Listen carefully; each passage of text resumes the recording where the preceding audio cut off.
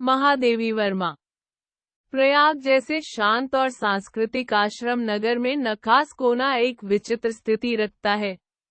जितने दंगे फसाद और छुरे चाकूबाजी की घटनाएं घटित होती हैं, सबका शुभारंभ प्रायः नखास कोने से ही होता है। उसकी कुछ और भी अनोखी विशेषताएं हैं। घास काटने की मशीन के बड़े चौड़े चाकू से लेकर फरसा, कुल्हाड़ी, आरी, छुरी आदि में धार रखने वालों तक की दुकानें वही हैं। अतः गोंड तिल चाकू छुरी को पैना करने के लिए दूर जाने की आवश्यकता नहीं है। आंखों का सरकारी अस्पताल भी वहीं प्रतिष्ठित है। शत्रु मित्र की पहचान के लिए दृष्टि कमजोर हो तो वहां ठीक कराई जा सकती है, जिससे कोई भूल होने की संभावना न रहे। इसके अतिरिक्त एक और अस्पताल उसी कोने में गरिमापूर्ण ऐतिहासिक स्थिति रखता है। आहत मुमूर्ष व्यक्ति की दृष्टि से यह विशेष सुविधा है। यदि अस्पताल के अंतःकरणों में स्थान न मिले, यदि डॉक्टर नर्स आदि का दर्शन दुर्लभ रहे तो बरामदे पोर्टिको आदि में विश्राम प्राप्त हो सकता है, और यदि वहां भी स्थानाभाव हो तो अस्पताल के कंपाउंड में मरने का संतोष तो मिल ही सकता है। हमारे देश में अस्पताल साधारण जन को अंतिम यात्रा में संतोष देने के लिए ही तो है। किसी प्रकार घसीटकर टांगकर उस सीमा रेखा में पहुंचा आने पर बीमार और उसके परिचारकों को एक अनिर्वचनीय आत्मिक सुख प्राप्त होता है। इससे अधिक पाने की न उसकी कल्पना है, न मांग। कम से कम इस व्यवस्था ने अंतिम समय मुख में गंगाजल, तुलसी, सोना डालने की समस्या तो सुलझा ही दी है। यहाँ मत्स्य क्रय विक्रय केंद्र भी है और तेल फुलेल को दुकान भी, मानो दुर्गंध सुगंध में समरसता स्थापित करने का अनुष्ठान है। पर नखास कोने के प्रति मेरे आकर्षण का कारण उपयुक्त विशेषताएं नहीं है। वस्तुतः वह स्थान मेरे खरगोश, कबूतर, मोर, चकोर आदि जीवंतुओं का कारागार भी है। अस्पताल के सामने की पटरी पर कई छोटे छोटे घर और बरामदे हैं, जिनमें ये जीव जंतु तथा इनके कठिन हृदय जेलर दोनों निवास करते हैं। छोटे बड़े अनेक पिंजरे बरामदे में और बाहर रखे रहते हैं, जिनमें 2 खरगोशों के रहने के स्थान में 25 और 4 चिड़ियों के रहने के स्थान में 50 भरी रहती हैं। इन छोटे जीवों को हंसने रोने के लिए भिन्न ध्वनियां नहीं मिली हैं। अतः इनका महाकलरव महाक्रंदन भी हो तो आश्चर्य नहीं। इन जीवों के कष्ट निवारण का कोई उपाय न सूझ पाने पर भी मैं अपने आप को उस ओर जाने से न हो रोक पाती। किसी पिंजरे में पानी न देखकर उसमें पानी रखवा देती हूँ। दाने का अभाव हो तो दाना डलवा देती हूँ। कुछ चिड़ियों को खरीद कर उड़ा देती हूँ। जिनके पंख काट दिए गए हैं, उन्हें ले आती हूँ। परंतु फिर जब उस ओर पहुंच जाती हूँ, सब कुछ पहले जैसा ही कष्टकर मिलता है। उस दिन एक अतिथि को स्टेशन पहुंचाकर लौट रही थी कि चिड़ियों और खरगोशों की दुकान का ध्यान आ गया और मैंने ड्राइवर को उसी ओर चलने का आदेश दिया। बड़े मियाँ चिड़िया वाले की दुकान के निकट पहुंचते ही उन्होंने सड़क पर आकर ड्राइवर को रुकने का संकेत दिया। मेरे कोई प्रश्न करने के पहले ही उन्होंने कहना आरंभ किया, सलाम गुरुजी। पिछली बार आने पर आपने मोर के बच्चों के लिए पूछा था।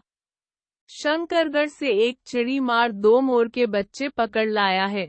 एक मोर है, एक मोरनी। आप पाल लें। मोर के पंजों से दवा बनती है, सो ऐसे हो लोग खरीदने आए थे।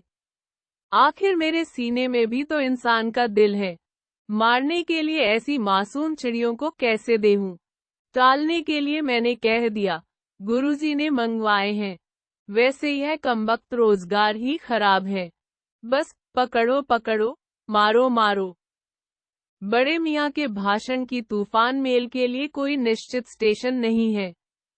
सुनने वाला थककर जहां रोक दे, वही स्टेशन मान लिया जाता है। इस तथ्य के परिचित होने के कारण ही मैंने बीच ही में उन्हें रोककर पूछा, मोर के बच्चे हैं कहाँ? बड़े मियाँ के हाथ के संकेत का अनुसरण करते हुए मेरी दृष्टि एक तार के छोटे से पिंजरे तक पहुंची, जिसमें तीतरों के समान 2 बच्चे बैठे थे। मोर हैं, यह मान लेना कठिन था। पिंजरा इतना संकीर्ण था कि वे पक्षी शावक जाली के गोल फ्रेम में कसे जड़े चित्र जैसे लग रहे थे। मेरे निरीक्षण के साथ साथ बड़े मियाँ की भाषण मेल चली जा रही थी। ईमान कसम, गुरुजी, चिड़ी मार ने मुझसे इस मोर के जोड़े के नकद 30 रुपए लिए हैं। बारहा कहा, भाई जरा सोच तो, अभी इनमें मोर की कोई खासियत भी है कि तू इतनी बड़ी कीमत ही मांगने चला। पर वह मूंजी क्यों सुनने लगा। आपका ख्याल करके अचता पचता कर देना ही पड़ा। अब आप जो मुनासिब समझे। अस्तु, 30 चिड़ी मार के नाम के और 5 बड़े मियाँ के ईमान के देकर जब मैंने वह छोटा पिंजराकार में रखा, तब मानो वह जाली के चौखटे का चित्र जीवित हो गया। दोनों पक्षी शावकों के छटपटाने से लगता था, मानो पिंजरा ही सजीव और उड़ने योग्य हो गया है। घर पहुंचने पर सब कहने लगे, तीतर है, मोर कहकर ठग लिया है। कदाचित अनेक बार ठगे जाने के कारण ही ठगे जाने की बात मेरे चिढ़ जाने की दुर्बलता बन गई है। अप्रसन्न होकर मैंने कहा, मोर के क्या सुरखाब के पर लगे हैं? है तो पक्षी ही, और तीतर बटेर क्या लंबी पूंछ न होने के कारण उपेक्षा योग्य पक्षी हैं। चिढ़ा दिए जाने के कारण ही संभवतः उन दोनों पक्षियों के प्रति मेरे व्यवहार और यत्न में कुछ विशेषता आ गई। पहले अपने पढ़ने लिखने के कमरे में उनका पिंजरा रखकर उसका दरवाजा खोला, फिर 2 कटोरों में सत्तू की छोटी गोलियां और पानी रखा। वे दोनों चूहेदानी जैसे पिंजरे से निकलकर कमरे में मानो खो गए। कभी मेज के नीचे घुस गए, कभी अलमारी के पीछे। अंत में इस लुका छिपी से थककर उन्होंने मेरी रद्दी कागजों की टोकरी को अपने नए बसेरे का गौरव प्रदान किया। 2-4 दिन वे इसी प्रकार दिन में इधर उधर गुप्तवास करते और रात में रद्दी की टोकरी में प्रकट होते रहे। फिर आश्वस्त हो जाने पर कभी मेरी मेज पर, कभी कुर्सी पर और कभी मेरे सिर पर अचानक आविर्भूत होने लगे। खिड़कियों में तो जाली लगी थी, पर दरवाजा मुझे निरंतर बंद रखना पड़ता था। खुला रखने पर चित्रा, मेरी बिल्ली, इन नवागंतुकों का पता लगा सकती थी और तब उसकी शोध का क्या परिणाम होता, यह अनुमान करना कठिन नहीं है। वैसे वह चूहों पर भी आक्रमण नहीं करती, परंतु यहाँ तो सर्वथा अपरिचित पक्षियों की अनधिकार चेष्टा का प्रश्न था। उसके लिए दरवाजा बंद रहे और ये दोनों, उसकी दृष्टि में, ऐरे गहरे मेरी मेज को अपना सिंहासन बना ले। यह स्थिति चित्रा जैसी अभिमानी माजारी के लिए असह्य ही कही जाएगी। जब मेरे कमरे का कायाकल्प चिड़ियाखाने के रूप में होने लगा, तब मैंने बड़ी कठिनाई से दोनों चिड़ियों को पकड़कर जाली के बड़े घर में पहुंचाया, जो मेरे जीव जंतुओं का सामान्य निवास है। दोनों नवागंतुकों ने पहले से रहने वालों में वैसा ही कुतूहल जगाया, जैसा नववधू के आगमन पर परिवार में स्वाभाविक है। लक्का कबूतर नाचना छोड़कर दौड़ पड़े और उनके चारों ओर घूम घूम कर गुटगों की रागिनी अलापने लगे। बड़े खरगोश सभ्य सभासदों के समान क्रम से बैठकर गंभीर भाव से उनका निरीक्षण करने लगे। ऊन की गेंद जैसे छोटे खरगोश उनके चारों ओर उछल कूद मचाने लगे। तोते मानो भली भांति देखने के लिए एक आंख बंद करके उनका परीक्षण करने लगे। ताम्रचूर झूले से उतरकर और दोनों पंखों को फैलाकर शोर करने लगा। उस दिन मेरे चिड़ियाघर में मानो भूचाल आ गया। धीरे धीरे दोनों मोर बच्चे बढ़ने लगे। उनका कायाकल्प वैसा ही क्रमशः और रंगमय था, जैसा इल्ली से तितली का बनना। मोर के सिर की कलगी और सघन, ऊंची तथा चमकीली हो गई। चोंच अधिक बंकिम और पैनी हो गई। गोल आंखों में इंद्रनील की नीलाभ द्युति झलकने लगी। लंबी लील हरित ग्रीवा की हर भंगिमा में धूपछाई तरंगे उठने गिरने लगी। दक्षिण वाम दोनों पंखों में स्लेटी और सफेद आलेखन स्पष्ट होने लगे। पूंछ लंबी हुई और उसके पंखों पर चंद्रिकाओं के इंद्रधनुषी रंग उद्दीप्त हो उठे। रंग रहित पैरों को गर्वीली गति ने एक नई गरिमा से रंजित कर दिया।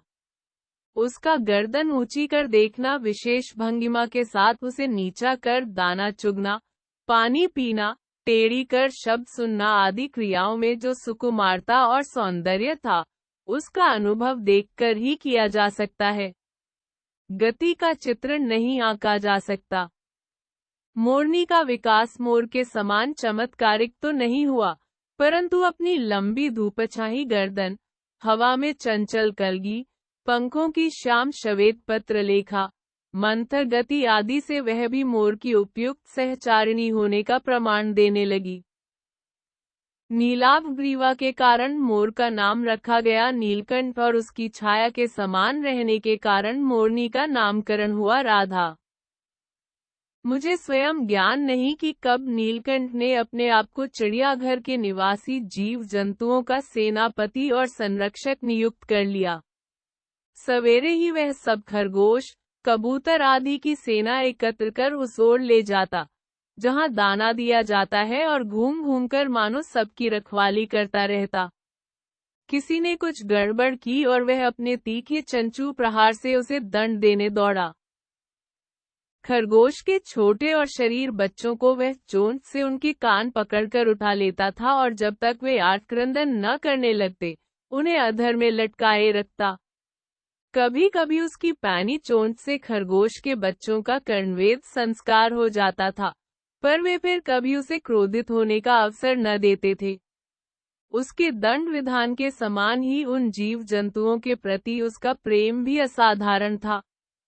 प्रायः वह मिट्टी में पंख फैलाकर बैठ जाता और वे सब उसकी लंबी पूंछ और सघन पंखों में छुआ-छुआल सा खेलते रहते थे। एक दिन उसके अपत्य स्नेह का हमें ऐसा प्रमाण मिला कि हम विस्मित हो गए। कभी कभी खरगोश, कबूतर आदि सांप के लिए आकर्षण बन जाते हैं और यदि जाली के घर में पानी निकलने के लिए बनी नालियों में से कोई खुली रह जाए तो उसका भीतर प्रवेश पा लेना सहज हो जाता है। ऐसी ही किसी स्थिति में एक सांप जाली के भीतर पहुंच गया। सब जीव जंतु भागकर इधर उधर छिप गए, केवल एक शिशु खरगोश सांप की पकड़ में आ गया। निगलने के प्रयास में सांप ने उसका आधा पिछला शरीर तो मुंह में दबा रखा था, शेष आधा जो बाहर था, उससे ची ची का स्वर भी इतना तीव्र नहीं निकल सकता था कि किसी को स्पष्ट सुनाई दे सके। नीलकंठ दूर ऊपर झूले में सो रहा था। उसी के चौकन्ने कानों ने उस मंद स्वर की व्यथा पहचानी और वह पूंछ पंख समेटकर सर से एक झपट्टे में नीचे आ गया। संभवत अपनी सहज चेतना से ही उसने समझ लिया होगा कि सांप के फन पर चोंच मारने से खरगोश भी घायल हो सकता है। उसने सांप को फन के पास पंजों से दबाया और फिर चोंच से इतने प्रहार किए कि वह अधमरा हो गया। पकड़ ढीली पड़ते ही खरगोश का बच्चा मुख से निकल आया, परंतु निश्चेष्ट सा वही पड़ा रहा। राधा ने सहायता देने की आवश्यकता नहीं समझी, परंतु अपनी मंद केका से किसी असामान्य घटना की सूचना सब ओर प्रसारित कर दी। माली पहुंचा, फिर हम सब पहुंचे। नीलकंठ जब सांप के 2 खंड कर चुका, तब उस शिशु खरगोश के पास गया और रात भर उसे पंखों के नीचे उष्णता देता रहा। कार्तिकेय ने अपने युद्ध वाहन के लिए मयूर को क्यों चुना होगा, यह उस पक्षी का रूप और स्वभाव देखकर समझ में आ जाता है। मयूर कला प्रिय वीर पक्षी है, हिंसक मात्र नहीं। इसी से उसे बाज, चील आदि की श्रेणी में नहीं रखा जा सकता, जिनका जीवन ही क्रूर कर्म है। नीलकंठ में उसकी जातिगत विशेषताएं तो थी ही, उनका मानवीकरण भी हो गया था। मेघों की सांवली छाया में अपने इंद्रधनुष के गुच्छे जैसे पंखों को मंडलाकार बनाकर जब वह नाचता था, तब उस नृत्य में एक सहजात लय ताल रहता था। आगे पीछे, दाहिने बाएं क्रम से घूमकर वह किसी अलक्ष्य सम पर ठहर ठहर जाता था। राधा नीलकंठ के समान नहीं नाच सकती थी, परंतु उसकी गति में भी छंद रहता था। वह नृत्यमग्न नीलकंठ के दाहिनी ओर के पंख को छूती हुई बाईं ओर निकल आती थी और बाएं पंख को स्पर्श कर दाहिनी ओर। इस प्रकार उसकी परिक्रमा में भी एक पूरक ताल का परिचय मिलता था। नीलकंठ ने कैसे समझ लिया कि उसका नृत्य मुझे बहुत भाता है, यह तो नहीं बताया जा सकता, परंतु अचानक एक दिन वह मेरे जाली घर के पास पहुंचते ही अपने झूले से उतरकर नीचे आ गया और पंखों का सतरंगी मंडलाकार छाता तानकर नृत्य की भंगिमा में खड़ा हो गया। तब से यह नृत्य भंगिमा नृत्य का क्रम बन गई। प्रायः मेरे साथ कोई न कोई देशी विदेशी अतिथि भी पहुंच जाता था और नीलकंठ की मुद्रा को अपने प्रति सम्मान सूचक समझकर विस्मयाभिभूत हो उठता था। कई विदेशी महिलाओं ने उसे परफेक्ट जेंटलमैन की उपाधि दे डाली। जिस नुकीली पैनी चोंच से वह भयंकर विषधर को खंड खंड कर सकता था, उसी से मेरी हथेली पर रखे हुए भुने चने ऐसी कोमलता से हौले हौले उठाकर खाता था कि हंसी भी आती थी और विस्मय भी होता था। फलों के वृक्षों से अधिक उसे पुष्पित और पल्लवित वृक्ष भाते थे। वसंत में जब आम के वृक्ष सुनहली मंजरियों से लद जाते थे, अशोक नए लाल पल्लवों से ढक जाता था, तब जाली घर में वह इतना अस्थिर हो उठता था कि उसे बाहर छोड़ देना पड़ता। पर जब तक राधा को भी मुक्त न किया जाए, वह दरवाजे के बाहर ही उपालंब की मुद्रा में खड़ा रहता। मंजरियों के बीच उसकी नीलाभ झलक संध्या की छाया से सुनहले सरोवर में नीले कमल दलों का भ्रम उत्पन्न कर देतो थी। हवा से तरंगाए अशोक के रक्तिमाभ पत्तों में तो वह मूंगे के फलक पर मरकत से बना चित्र जान पड़ता था। नीलकंठ और राधा की सबसे प्रिय ऋतु तो वर्षा ही थी। मेघों के उमड़ आने से पहले ही वे हवा में उसकी सजल आहट पा लेते थे और तब उनकी मंद्र केका की गूंज अनुगूंज तीव्र से तीव्रतर होती हुई मानो बोधों के उतरने के लिए सोपान पंक्ति बनने लगती थी।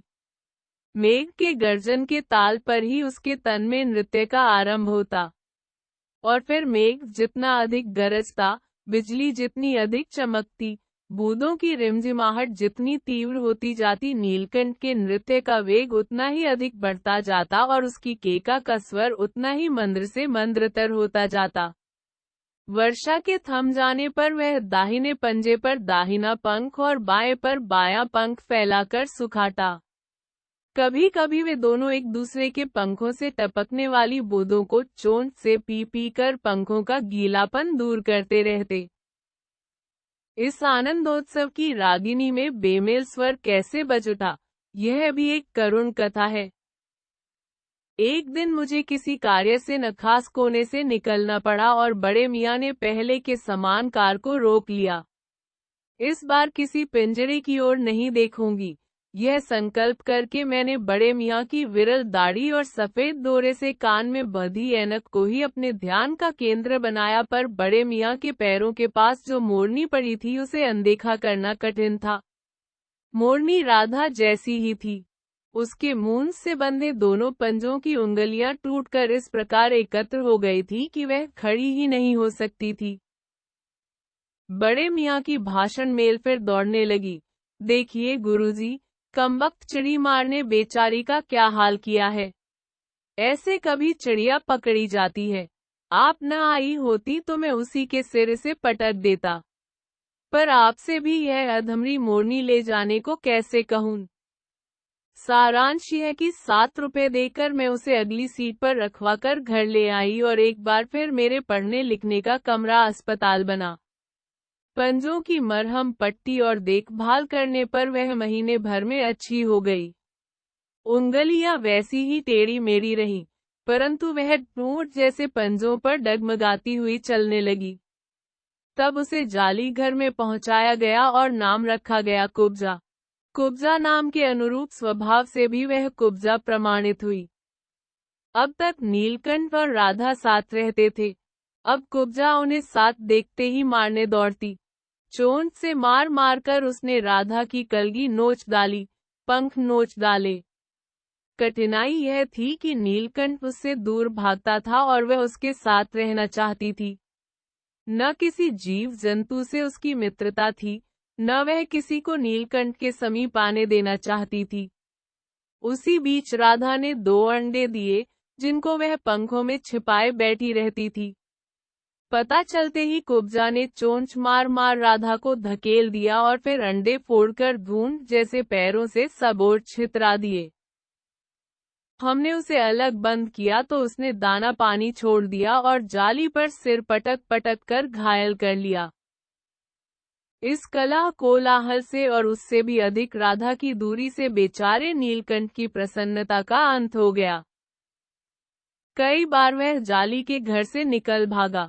एक बार कई दिन भूखा प्यासा आम की शाखाओं में छिपा बैठा रहा, जहां से बहुत पुचकार कर मैंने उतारा। एक बार मेरी खिड़की के शेड पर छिपा रहा। मेरे दाना देने जाने पर वह सदा के समान अब भी पंखों को मंडलाकार बनाकर खड़ा हो जाता था, पर उसकी चाल में थकावट और आंखों में एक शून्यता रहती थी। अपनी अनुभवहीनता के कारण ही मैं आशा करती रही कि थोड़े दिन बाद सब में मेल हो जाएगा। अंत में 3-4 मास के उपरांत एक दिन सवेरे जाकर देखा कि नीलकंठ पूंछ पंख फैलाए धरती पर उसी प्रकार बैठा हुआ है, जैसे खरगोश के बच्चों को पंख में छिपाकर बैठता था। मेरे पुकारने पर भी उसके न उठने पर संदेह हुआ। वास्तव में नीलकंठ मर गया था। क्यों का उत्तर तो अब तक नहीं मिल सका है। न उसे कोई बीमारी हुई, न उसके रंग बिरंगे फूलों के स्तबक जैसे शरीर पर किसी चोट का चिन्ह मिला। मैं अपने शाल में लपेटकर उसे संगम ले गई। जब गंगा की बीच धार में उसे प्रवाहित किया गया, तब उसके पंखों को चंद्रिकाओं से बिंबित प्रतिबिंबित होकर गंगा का चौड़ा पाट एक विशाल मयूर के समान तरंगित हो उठा। नीलकंठ के न रहने पर राधा तो निश्चेष्ट सी कई दिन कोने में बैठी रही। वह कई बार भागकर लौट आया था, अतः वह प्रतीक्षा के भाव से द्वार पर दृष्टि लगाए रहती थी। पर कुब्जा ने कोलाहल के साथ खोज आरंभ की। खोज के क्रम में वह प्रायः जाली का दरवाजा खुलते ही बाहर निकल आती थी और आम, अशोक, कचनार आदि की शाखाओं में नीलकंठ को ढूंढती रहती थी। एक दिन वह आम से उतरी ही थी कि कजली, अल्सेशियन कुत्ती, सामने पड़ गई। स्वभाव के अनुसार उसने कजली पर चोंच से प्रहार किया। परिणामत कजली के 2 दांत उसकी गर्दन पर लग गए। इस बार उसका कलह, कोलाहल और द्वेष प्रेम भरा जीवन बचाया न जा सका। परंतु इन 3 पक्षियों ने मुझे पक्षी प्रकृति की विभिन्नता का जो परिचय दिया है, वह मेरे लिए विशेष महत्व रखता है। राधा अब प्रतीक्षा में ही दुकेली है। आषाढ़ में जब आकाश मेघाच्छन्न हो जाता है, तब वह कभी ऊंचे झूले पर और कभी अशोक की डाल पर अपनी केका को तीव्र से तीव्रतर करके नीलकंठ को बुलाती रहती है।